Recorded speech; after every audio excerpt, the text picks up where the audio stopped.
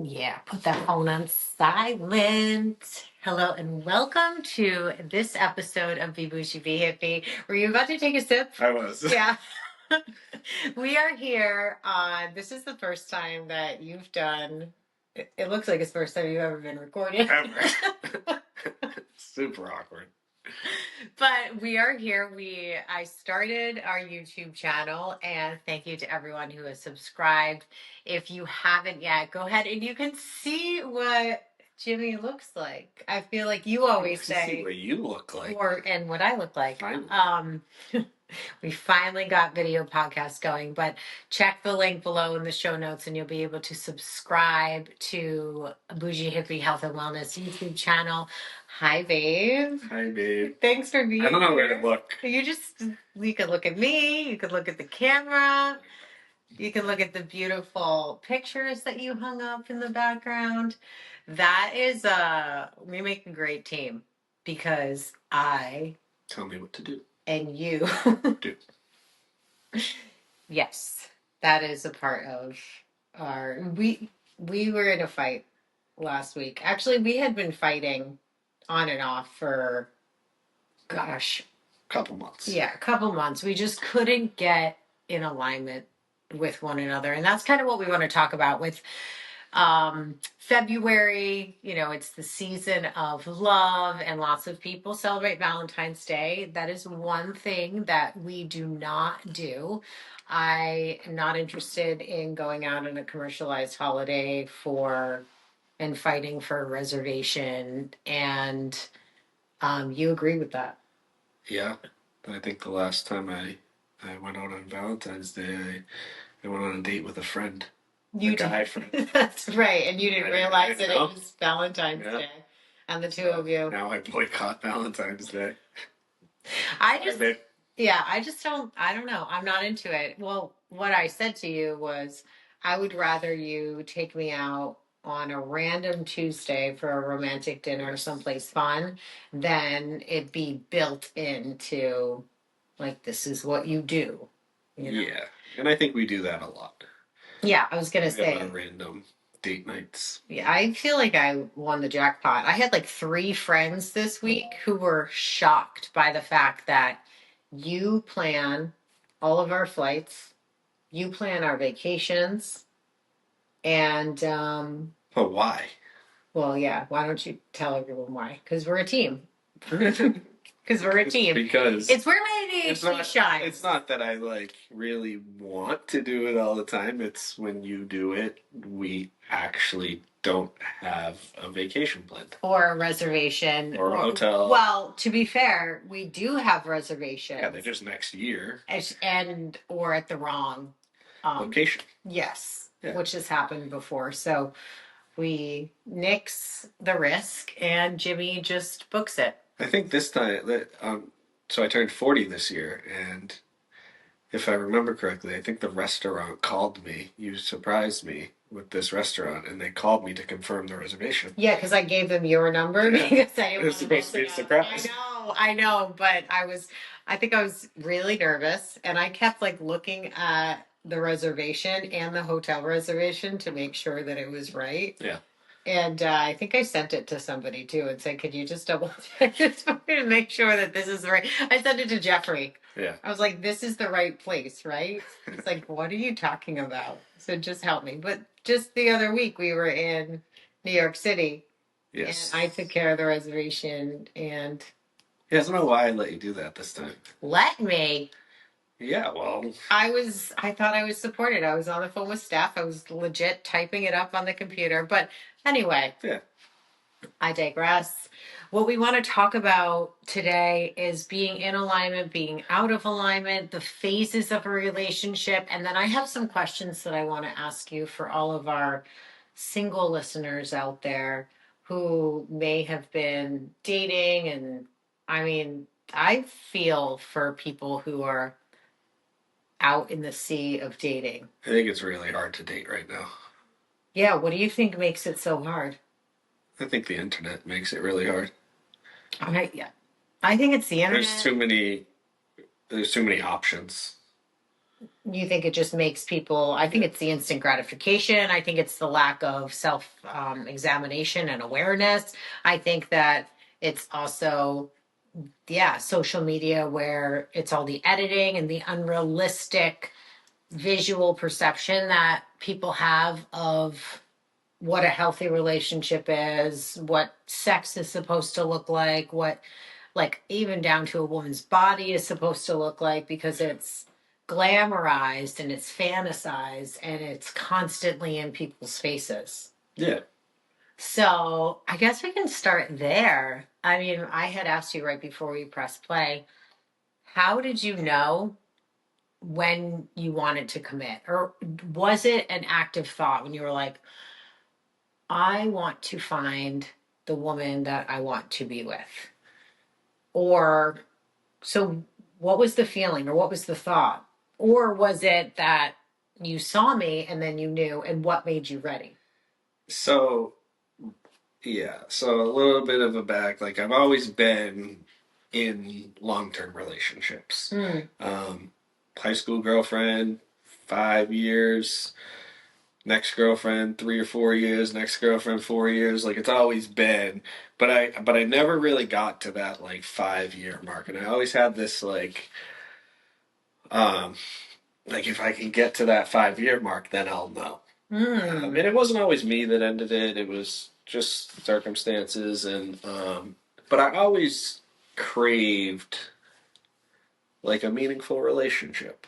Um, I knew I wanted to settle down. I knew that I wanted a family. I just hadn't found the person that I really wanted to do that with. So So, what made these other women not the person? What was it that you knew they weren't the person? well, I think one like just being young, Yeah, and because we were pretty young when we met. yeah, we were. I mean, I was 28 when we met. And I was 26. Yeah. So, Yeah, that is, gosh, and that's I so was young now. newly sober, a few years sober at that point. Had a couple relationships, short term. I think the longest was like a year in sobriety. But I, yeah, I think it was like just being young, um, just not fully ready to like settle down. Like, they were all great people. Where did you meet? Where did you meet people? Because when you and I started dating, you had said something funny that you were about to start a Match.com. Yeah. That was what was out It when we just came. started I think it dating. like just like started to be like a big thing, and I don't know. I met people through friends, I Yeah. think, and that's kind of how we met. It was either through friends. I wasn't a big like going out partying person, even when I was partying. It Yeah. was more like house parties with friends. So Wait, I have another question yeah, now. So you dated in sobriety, and obviously I know that you've dated women who weren't sober. They didn't have problems, but they weren't sober. How was that? How did you deal with that? And then I guess, right, it was like you found clarity of what you really wanted. yeah, that wasn't a. It wasn't really a thing. Um, it What was wasn't a it thing? like them not being in sobriety or Okay. not having a problem. Yeah. Like I'm okay. I was okay with like going out to dinner and them drinking. Yeah. I was okay with going to a New Year's Eve party and them drinking. Like Yeah. that wasn't really a thing. It was more I was just open and honest from the very start about my problems. When I was dating in early recovery, I was on probation. Like I was paying fines out of my ass. Like I want to I date didn't you. have much. Yeah. Like I Yeah. had, I had a good heart, Mm. and but I didn't have many things, and I really couldn't work towards those things because of everything I had going on in my life. So I didn't really have that much to offer. Mm. So I was just open and honest from the very first date. And it was like most of the time it was like at the dinner table when they were like, "Wait, why aren't you ordering a drink?" And I was like, "Well, I'm a raging drug addict and alcoholic that can't handle himself when I do that." And I never had somebody be like, never mind, I don't want to do this. It was always, it was welcoming. It was, it was fine. That wasn't an issue. Cool. Yeah, so okay. So you met people through friends, and what was the question? The original question, you just threw some questions at me, but the original question was what made you want to commit or be ready? And like when we met, the day we met, I was seeing somebody else. No, tell them what actually, which I helped. I love this story so much. I love you were seeing two women. Well, it was I had recently gone through a breakup, probably like 6 months prior. The girl that I was with for a year, and it was summertime, and I was just like, the relationship that I was in prior was like more of like trying to mold me into what that person wanted is what it felt like. Wait, that is a good point because I feel like, again, I'm speaking to the girlies who are dating and trying to date, and I think that that is a something that happens that women waste their time doing is they feel like I'm never going to be able to find the one, so I've got to make him the one. So either they go into control mode or they go into submissive mode where they stop shining their light and they fit into the mold. I feel like that's what I used to do. Yeah. When I would date is before I got sober, I was so afraid of genuinely and authentically being me that I would be what they wanted me to be. Yeah. Or what I assumed that they wanted me to be. And I think that a lot of women do that. And I can say from our relationship, there have been times where I've had to be very aware of I'm not here to change you. I'm not here to make you what you're not. And I'm not here to rush your healing because I see potential in you. Yeah. Because there's healthy boundaries with that, and that's a really great part of a healthy relationship, but it can get really unhealthy. Well, you have a good way of like, it wasn't you trying to change me. Like it was more, if you want this, this is what you need to do, and this is how you need to do it. And it's your decision. It's not controlling though, because like backstory, it's like when I relapsed, it was, and this is the only real like time that this has happened. It's like you need to get sober if you want this family, and I at the time I was like, no, I'm gonna live in my car, and you were like, no, you're not. You don't have a car anymore. You're going to detox, and that's that. If you're not, like, I'm gonna section you, and it's like thank God light for a bulb in section. the head, and yeah, it's a great thing. Sectioning can be a great thing, but so like that was it. It was like you don't really have a choice, and yeah, those are, and that's because and anybody can use this in different ways. Like if you're looking to date somebody and to commit to a lifetime partner, which again, I feel like we don't take it, we're not responsible with this as a society with who we choose as our life partner. And I think that the the reason why we are successful and the reason why we met each other when we did is because for me, I was doing all the inner work. Yeah. I was figuring out who I was. I was stripping myself of the trauma and the unhealthy habits and the projected anger and the projected judgments. And that's why I feel like we came together when we did. Because we circled around one another and we could have bumped into each other. We did. Earlier. I mean, I worked at the Subway that was right around the corner by your mom's house, and you would go to that Subway, but and I was working all the time because I was trying to make money, and it just so happened that I was never there when you came in. We were going to meetings in the same area. Yep. and we were both consistently going to meetings, yet we never ran into each other at meetings. We went to the same gym, and you and I have a different, you notice me at the gym, and you say I noticed you at the gym, but I do not recall noticing you. But this is the beautiful part of, I think, the universe, where at the exact moment that you are ready to meet somebody, you will meet them. Mm. I think you have a memory problem.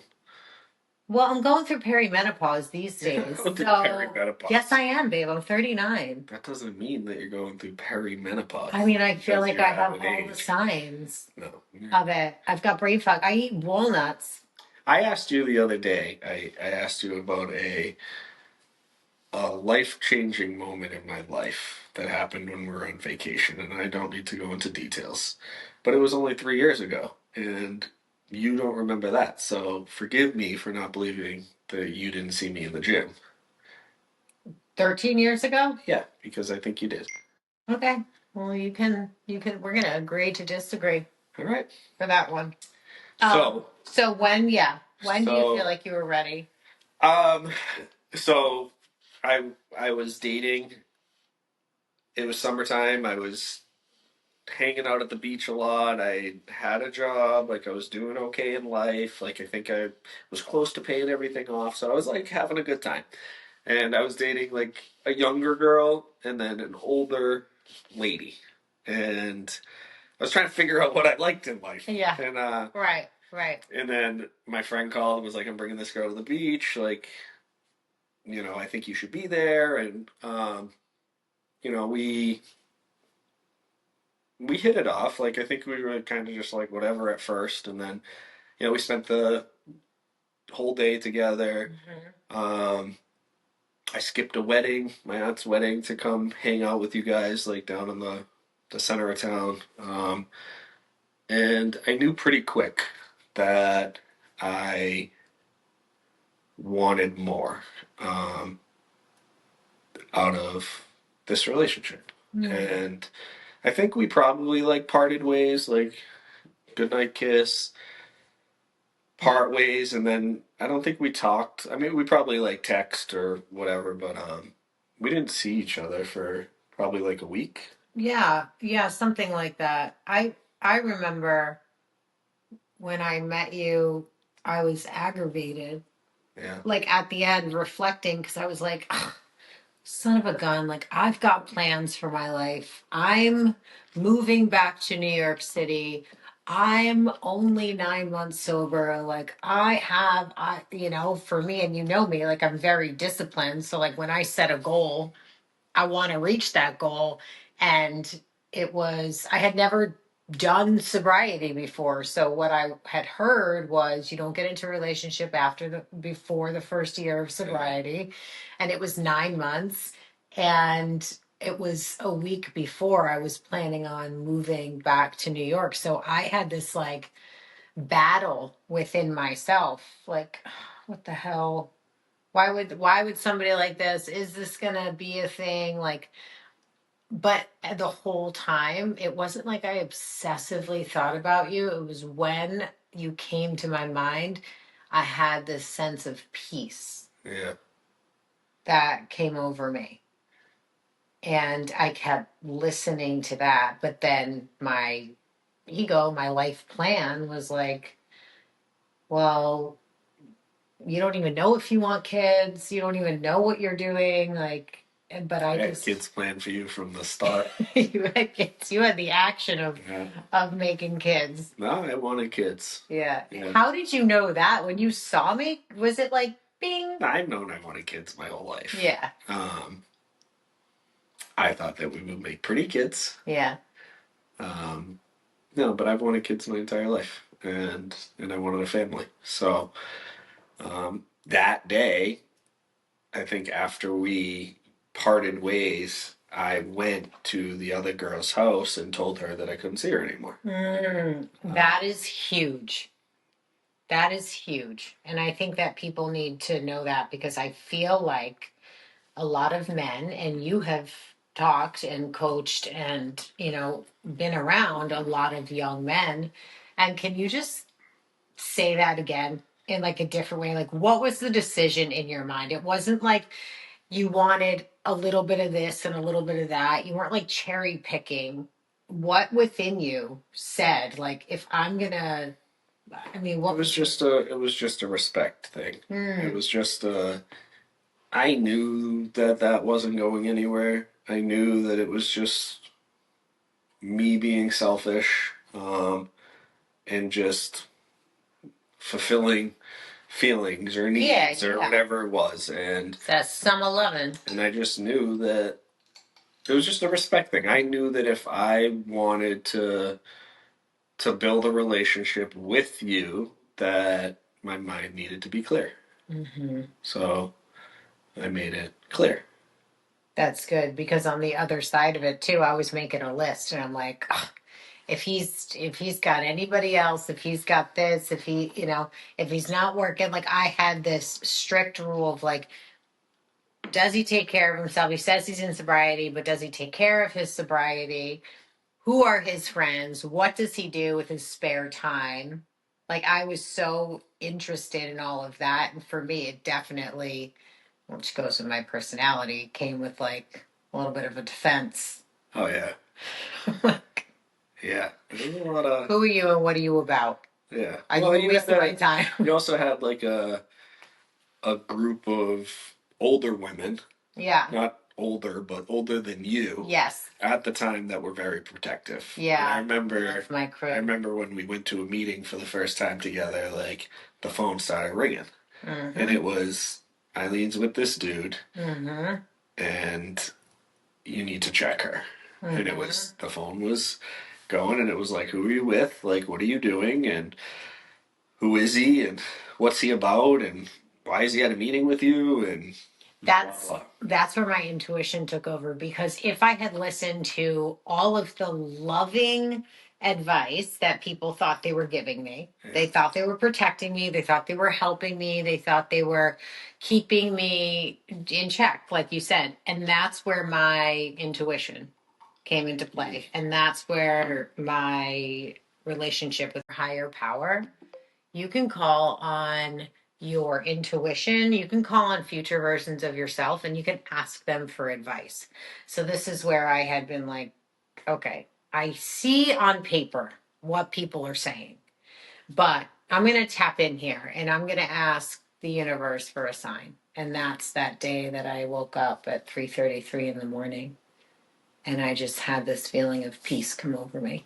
Yeah. And my question was, before I went to bed, am I staying here and following through with this peace that I'm feeling in this relationship with this guy? Or am I picking up my life and going back to New York City to fulfill my dreams? Mm-hmm.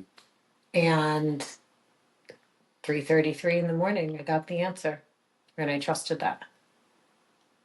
But I think that's kind of it is part of it is making a decision, but it has to be a heart-centered decision. Yeah. Yeah, mine had nothing to do with the way your butt looked or anything like that. No, not at all. Nothing to do with Nothing. You could have had the saggiest butt in the world. lies. Lies. Um, You'll never catch me with a saggy butt. I hope not. That was really sweet. But you would love me. I would love you still. But let's not. No, we're good. We're here. What else were we talking about? We were talking about like how our relationship is in alignment and out of alignment. Yeah. So we started by saying how the last few months have been hard. Yes. As in, we've grappled a lot and we've been out of alignment. And the way that, I mean, I think any couple that's been together knows what being out of alignment feels like. Like, you're just defensive off the bat. You agitate one another. Everything is an open door for an argument. Like, you nitpick what the other person's doing or micromanage. For me, it's not necessarily everything that I say aloud. It's the negative dialogue that I'm having in my head. And that's one thing that I've called myself out on, that I need to, I feel like I have stopped because I've caught myself. And it's like, "Ugh, I can just do this by myself. I don't need help, blah, blah, blah." And then just stuff like that. Like it's the little things too, like the little touches that we had stopped. Mm. And it's like we became very transactional. Yeah, or we touched each other just for Yeah, the sex. transaction, or Mm-hmm. yeah, it's I think it comes down to like your outside life too. It's Mm. like, when work's not growing great for me, like I'm obviously more stressed out. I'm more just kind of take a back seat to things, and it throws us out of alignment. And same with you. Like when you're not sure what's going on, our relationship, it's the closest thing and the most, like, I don't know, it's like the biggest part of our life is Yeah. like us. Yeah. And, when something's out of alignment over here, like it affects that. Everything. So it's, yeah, I mean, we've been through phases of like super in alignment for years. Yeah. And then, we get out or we lose focus on, really like what's important in our relationship, and we just fall out of it. And it's not like a thing that happens like that. Like it's slow, and sometimes we don't even notice that it's happening until it's like to the extreme. Like we've been on the brink of divorce, like we've been on the brink of separating and living in the same house together. Yeah. Like we've been on the brink of renewing vows. Yeah. Like it's like an up and down roller coaster that, like, I think a lot of people go through. And it's just, divorce is so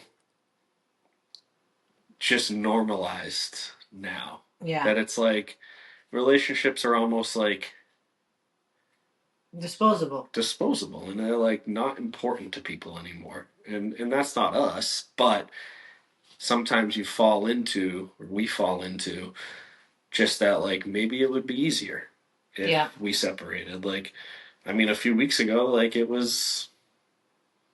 was ready to be like, Yeah. Let's just I'm all co-parent. set. Like, I was like looking at apartments, Yeah. and Yeah. calling divorce lawyers. And, Yeah. like, it's like, and that's not what I want, but it's like, You feel trapped feel sometimes trapped. because It's like tug of war. we wanted a solution. And one of the things that we came through this huge breakthrough, and also I have to say that I did that quantum leap, and it's just this energy of pulling in a future version of yourself. And when we do things like that, or when we manifest and we take aligned action with what we want, whether we like it or not, it affects everybody around us. And so as we were having these like butting heads squeezing, like I felt like something was going to explode. And the two of us got so upset that it was like, maybe we should just co-parent together. And then we came back together in alignment and realized that we both actually want the same thing. We're just not asking for it, and we're not giving one another enough grace to express themselves, and instead of being on the defensive. And then also it goes back to that commitment and making a decision. Yeah. Because I think for me, what I realized this time around is touch is so important to me. And just any type of touch is so important to me. And I get that like wounded tough girl. Yeah. When I was younger, I'm like, get off of me, don't touch me, I don't need to be touched, like I'm fine, like I'm good. And that is your main love language. Yeah. Is touch. So that naturally puts a separation. But what I really realized is we are connected by our souls. And when you're not good and when we're not good, I cannot do my job. Like everything I do is so authentic, and it has to do with energy. So if my energy is not good, if your energy is not good, then I cannot be the most creative and free version of ourselves, because you're my anchor. Yeah. And instead of me using the wounded parts of me and going, I'm good, I got this, which pushes you out of anchor role, and then you feel that, and you're like, what does she not need me, want me, love me? Yeah. Like, what do I do? Like, you're such a protector that it throws us off. And so I really understand that now. And it's made me think differently. It's made me argue differently. It's made me see you differently. Yeah, because we're gonna argue. Mm-hmm. Everybody's gonna argue. Everybody's gonna fight, and it's learning how to do it respectfully. And like you said, like you can't do your like you're not as creative. I literally can't do anything. Mm-hmm. Like I have to like cancel work because I'm gonna hurt myself if I try to drill a hole through something. We're gonna Yeah, you mess can't be somebody's swinging a hammer. yeah, I'm gonna mess somebody's house up, fall off their roof, like whatever it is. Like it's hard to function. But the thing that we keep doing is like coming to a solution Mm-hmm. and coming to a solution together. Um, and it's nice. Like it's nice that like we can sit down. Um, you do this thing where you want to like schedule a time, and I don't want to do that. I know, you're And like, I'm we're like, talking let's do now. this now. Yeah. And you're like, no, I'll meet you at 1. And I'm like, you 1. Like, we'll meet now. Yeah. You're like, no, we won't. I'm like, "Arr." Uh, But what? So you had asked me like, what? How did you know when you wanted to commit? And like, you did this thing where your whole life you ran. yeah, I Like was a you runner. just Yep. like when you were out of a relationship, you were gone. When you were scared of a Both relationship, you were gone. Yeah. Like, and like I've had plenty of times in our relationship that I expected you to be gone. Yeah. So like, what made you stay, or what made you um, like stay in the beginning? Honestly, I trusted I trusted myself. I trusted my choices, and I trusted that peace that I felt. So it was whatever, regardless of what was going on. And like I had mentioned about how, my sponsor at the time and my circle of friends who I still love, and they were being loving and as helpful as they could, I still trusted my intuition and that the sign, the answer that I got from God, source, the universe over anything that was going on. Like I really trusted myself. And I felt like I was in a good position to trust myself because I was sober and I was working on myself. Yeah. And I don't believe in coincidences like that. There's no way. I asked for it the same day, and 333 had been my number. I woke up at 3:33, and if it was like a Disney movie, it would have been like a swirl of like color and flowers around me as I sat up. And you and I both know at that time, waking up for me between 2 and 3 a.m. was a cortisol spike, and I would wake up on top of the bed, like ready to fight because of trauma.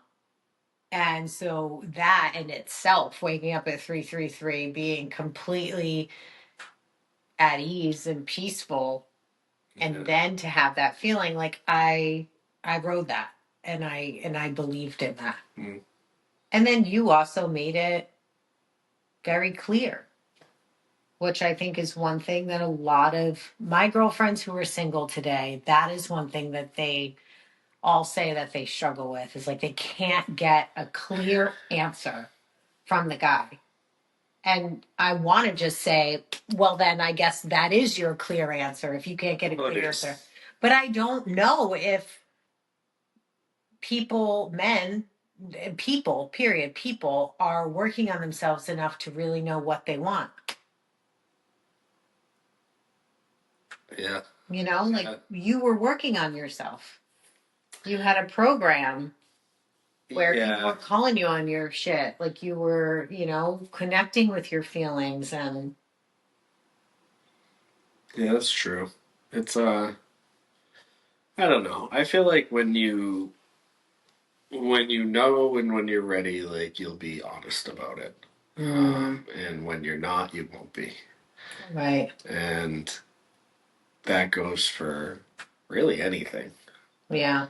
And maybe maybe men maybe it's more difficult for men to talk about it, just because of the way they were raised or the friend group that they have, or it's just not normalized to talk about your feelings. Or You guys also don't have a biological clock, which what do you it's mean?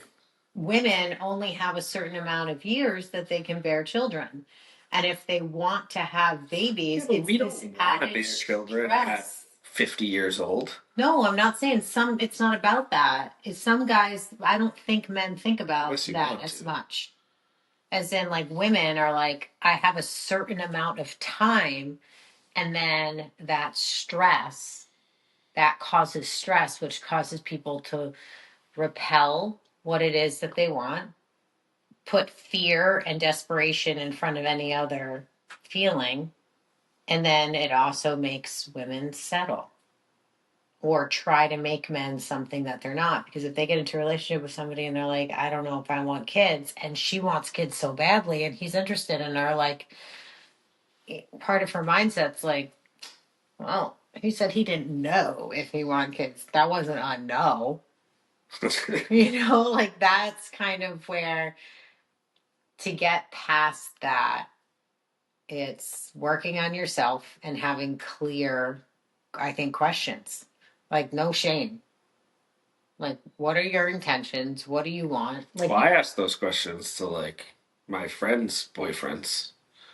Like, what are your intentions? yeah, Um, yeah, I think that's a very like I wouldn't be scared if like you would. I mean, I think you asked me that. yeah, Like the first day, like our conversation was pretty deep, yeah. and I think we both knew that day, like that we both wanted a family Mm-hmm. eventually. Mm-hmm. Um, it happened pretty quick. Yeah, we didn't know we were going to start that Yeah, family we 3 didn't know months that it was from that meet. Um, but it was like yeah, it was an honest and open relationship from the very start.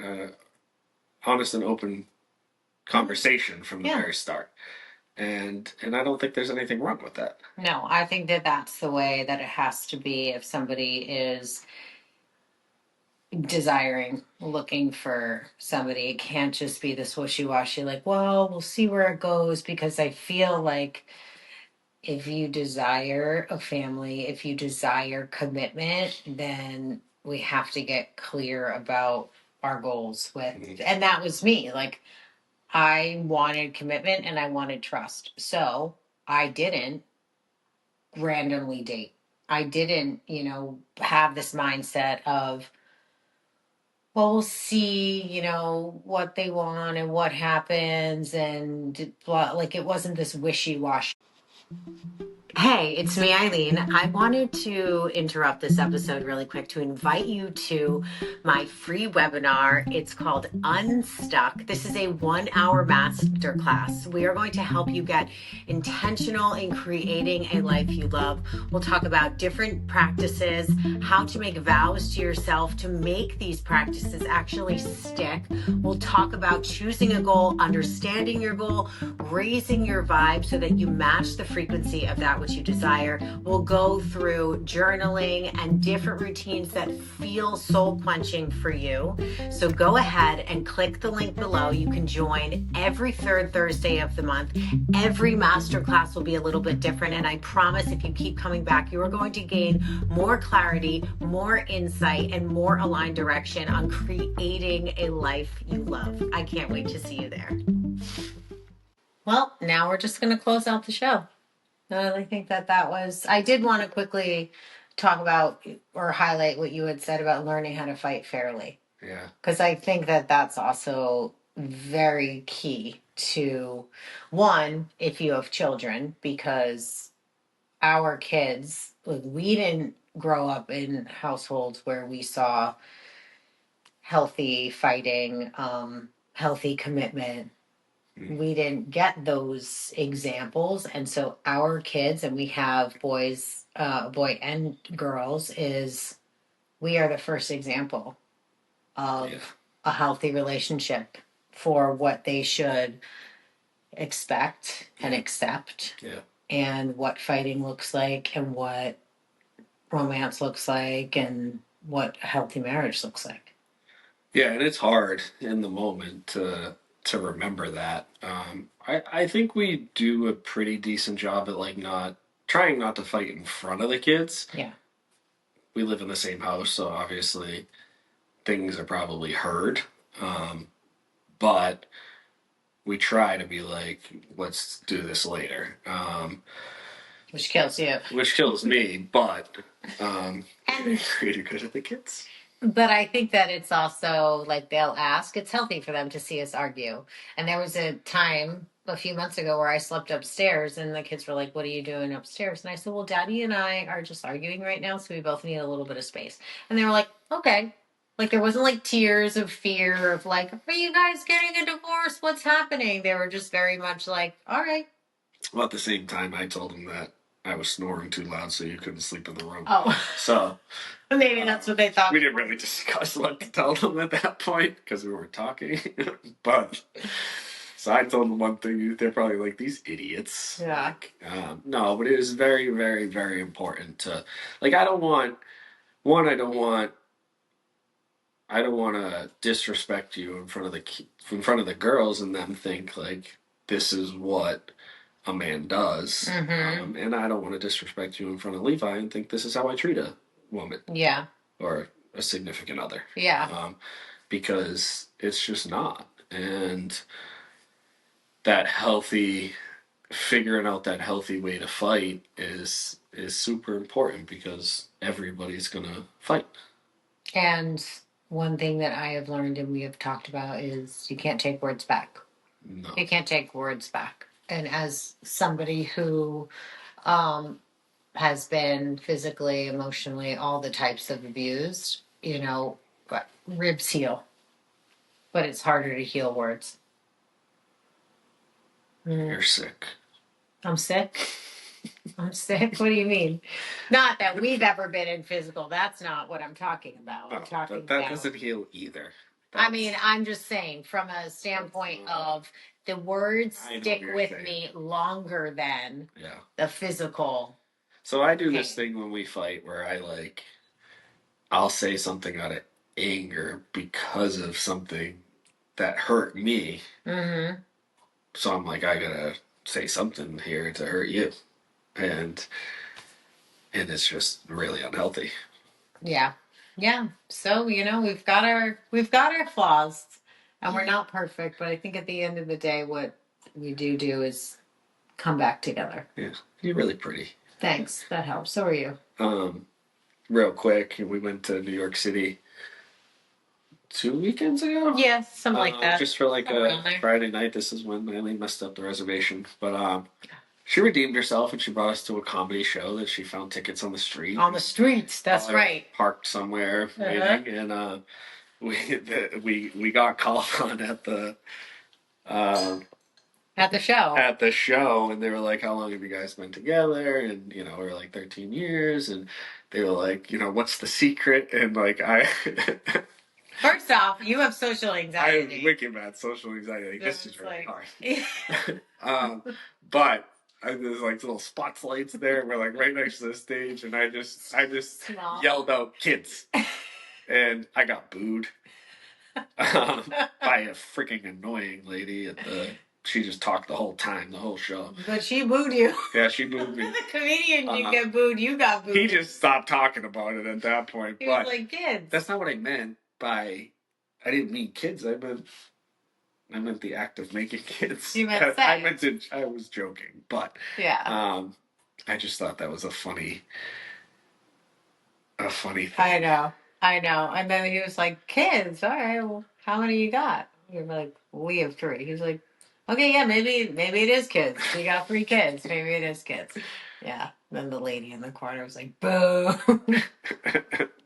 Thought I was an awful person. Oh man. Anyway, I appreciate you. I'm glad you're here. Appreciate you. And I hope that if you're listening to this, it gave you some insight, or maybe you can relate to some of this. But yeah, if you've liked this show, go ahead and share it with a friend. If you can, leave a positive review, give us 5 stars, and subscribe to the YouTube channel. I'm excited to take this show as far as we can. I want to build the bougie hippie community.